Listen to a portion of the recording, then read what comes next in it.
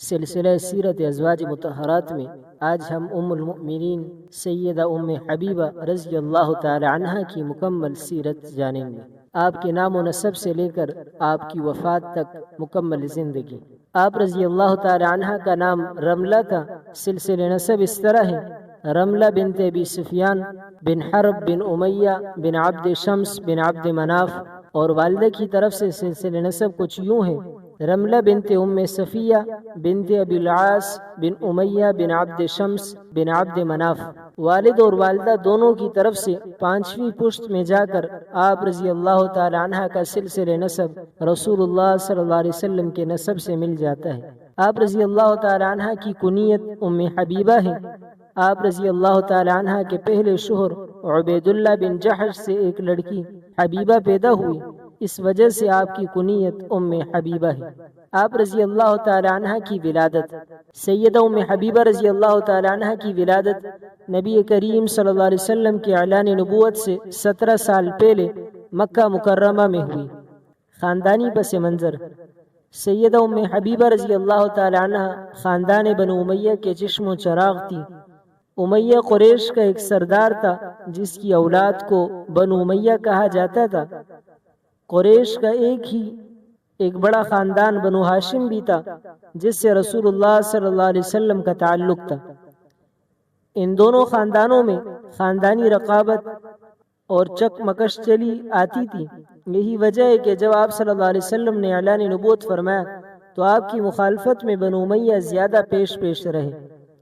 وہ نہیں چاہتے تھے کہ ہمارے حریف بنو ہاشم کو یہ اعزاز نصیب ہو۔ تاریخ کا مطالعہ بتاتا ہے کہ عہد رسالت میں اسلام کے خلاف جو بھی جنگیں ہوئی، ان میں اسی خاندان بنو امیہ کے افراد نے قائدانہ کردار ادا کیا ہے۔ بدر میں جب اس خاندان کے سردار عتبہ، ولید اور حنظلہ کو موت کے گھاٹ اتارا گیا تو اپنے ان سرداروں کا انتقام لینے کے لیے ابو سفیان، جو ابھی تک مسلمان نہیں ہوئے تھے، کئی حربیں آزمائیں۔ بالآخر فتح مکہ کے موقع پر اس خاندان کے اکثر افراد نے اسلام قبول کر لیا۔ اس خاندان میں باصلاحیت لوگوں کی کوئی کمی نہیں تھی۔ یہ لوگ بہادر، جانباز اور انتظامی صلاحیتوں کے مالک ہونے کے ساتھ پڑھے لکھے ہوئے بھی تھے، اس لیے ان کو سیاسی اور فوجی ذمہ داریاں سونپی گئی۔ فتح مکہ کے موقع پر ابو سفیان رضی اللہ تعالیٰ عنہ کے گھر کو دار الامن قرار دیا گیا۔ حضرت امیر معاویہ رضی اللہ تعالیٰ عنہ کو کتابت وحی کی عظیم سعادت سے بہرور فرمایا گیا۔ اسی خاندان کے چشم و چراغ حضرت عثمان ابن عفان رضی اللہ تعالیٰ عنہ کو خلافت کے اعلیٰ منصب پر فائز کیا گیا۔ اس کے علاوہ آپ رضی اللہ تعالیٰ عنہ کے خاندان کا خاندان نبوت بنو ہاشم سے بہت گہرا تعلق تھا۔ سیدہ ام حبیبہ رضی اللہ تعالیٰ عنہ کے بھائی حضرت امیر معاویہ رضی اللہ تعالیٰ عنہ نبی کریم صلی اللہ علیہ وسلم کے ہم زلف تھے۔ ام المؤمنین سیدہ ام سلمہ رضی اللہ تعالیٰ عنہ کی بہن قریبہ صغرا حضرت امیر معاویہ رضی اللہ تعالیٰ عنہ کے نکاح میں تھی۔ قبل از اسلام آپ صلی اللہ علیہ وسلم نے اپنی بڑی صاحبزادی حضرت زینب رضی اللہ تعالیٰ عنہ کا نکاح لقیط بن ربیع، جن کی کنیت ابو العاص تھی، ان سے کیا، جو اسی خاندان بنو امیہ کے ایک فرد تھے۔ اس کے بعد نبی کریم صلی اللہ علیہ وسلم نے اپنی 2 صاحبزادیاں یک کے بعد دیگرے سیدہ رقیہ رضی اللہ تعالی عنہ اور سیدہ ام کلثوم رضی اللہ تعالی عنہ کا نکاح اسی خاندان بنو امیہ کے چشم و چراغ حضرت عثمان ابن عفان رضی اللہ تعالی عنہ سے فرمایا۔ سیدہ ام حبیبہ رضی اللہ تعالی عنہ کی والدہ صفیہ بنت ابو العاص حضرت عثمان غنی رضی اللہ تعالی عنہ کے والد عفان بن ابو العاص کی سگی بہن تھی اور حضرت عثمان رضی اللہ تعالی عنہ کی پھوپھی تھی۔ اس لحاظ سے سیدہ ام حبیبہ رضی اللہ تعالی عنہ حضرت عثمان غنی رضی اللہ تعالی عنہ کی پھوپھی ذات بہن تھی۔ سیدہ ام حبیبہ رضی اللہ تعالی عنہ کی بہن میمونہ بنت ابی سفیان حضرت حسین رضی اللہ تعالی عنہ کی ساس تھی اور حضرت حسین رضی اللہ تعالیٰ عنہ کے فرزند شہید کربلا حضرت علی اکبر کی والدہ لیلہ بنت مرہ اسی میمونہ کی بیٹی ہیں۔ آپ رضی اللہ تعالیٰ عنہ کا پہلا نکاح۔ سیدہ ام حبیبہ رضی اللہ تعالیٰ عنہ کا پہلا نکاح ام المؤمنین سیدہ زینب بنت جحش رضی اللہ تعالی عنہ کے بھائی عبید اللہ بن جحش سے ہوا۔ آپ رضی اللہ تعالی عنہ کا قبول اسلام۔ سیدہ ام حبیبہ رضی اللہ تعالی عنہ اپنے شوہر عبید اللہ بن جحش کے ساتھ نبی کریم صلی اللہ علیہ وسلم کی خدمت میں حاضر ہوئی۔ آپ صلی اللہ علیہ وسلم نے پوچھا کہ کیسا آنا ہوا؟ آپ رضی اللہ تعالی عنہ نے عرض کی کہ اللہ کے رسول، ہم دونوں میاں بیوی اسلام قبول کرنے کے لیے آئے ہیں۔ آپ صلی اللہ علیہ وسلم نے پوچھا کہ کس کی بیٹی ہو؟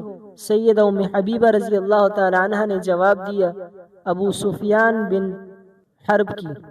چنانچہ آپ صلی اللہ علیہ وسلم نے دونوں کو کلمہ شہادت پڑھوایا اور ان کو مسلمان کر دیا۔ ہجرت حبشہ ثانیہ۔ قبول اسلام کے بعد مکہ مکرمہ میں اہل اسلام پر حالات بہت تنگ کر دیے گئے تھے۔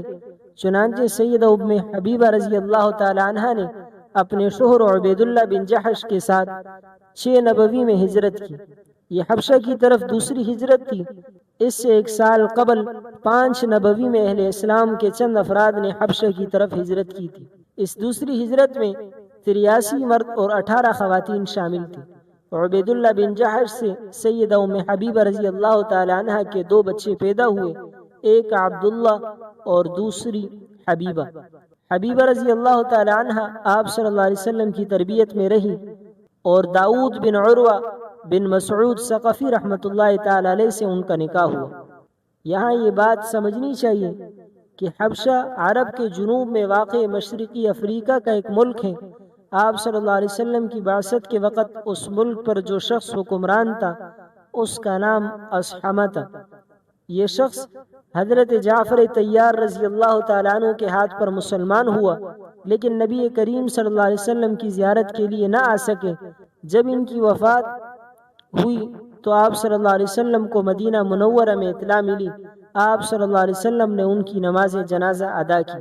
متعدد احادیث سے معلوم ہوتا ہے کہ حضرت نجاشی رضی اللہ تعالیٰ عنہ کے جنازے کو آپ صلی اللہ علیہ وسلم کے سامنے کر دیا گیا تھا۔ عمران بن حسین رضی اللہ تعالیٰ عنہ سے روایت ہے کہ رسول اللہ صلی اللہ علیہ وسلم نے ہمیں خبر دی کہ تمہارے بھائی حضرت نجاشی رضی اللہ تعالیٰ عنہ انتقال کر گئے ہیں، کھڑے ہو جاؤ، ان کی نماز جنازہ ادا کرو۔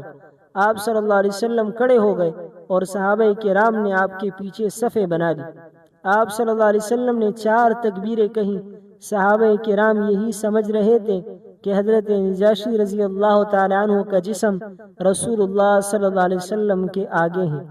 یہ روایت صحیح ابن حبان اور مسند احمد اور فتح الباری میں موجود ہے۔ حبشی زبان میں بادشاہ کو نجوس کہتے ہیں اور حبشی زبان کے اس لفظ کو عربی زبان میں پڑھتے وقت نجوش کہا جاتا ہے، اسی سے نجاشی ہے۔ حبشہ کے ہر بادشاہ کو نجاشی کہا جاتا ہے۔ حبشہ اصل میں عربی نام ہے، یونانی میں اسے ایتھیوپیا کہتے ہیں۔ دنیا کے موجودہ نقشے میں اسے ایتھیوپیا ہی کے نام سے جانا جاتا ہے۔